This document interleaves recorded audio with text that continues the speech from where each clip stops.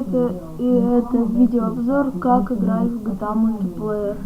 Для начала нам надо будет зайти на этот сайт www.xamp.com. У нас высветится такое окно, и нам нужно будет скачать. Можно вот этот, ну разницы нету, но я качал вот этот. Он у меня уже скачан, и он мне не нужен. Вот запускаем мультиплеер. Тут будет ваш никнейм, ну вот у меня он есть.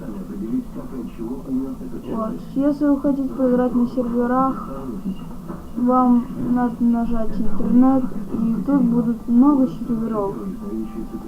Если вы хотите, которые не полные, не без пароля, вот тут нажимаете. Тут сам по-английски. Ну тут вам понимать нечего. Я играю на Orion, Imperial, Night Street и Play City. Всем пока, это был короткий видеообзор.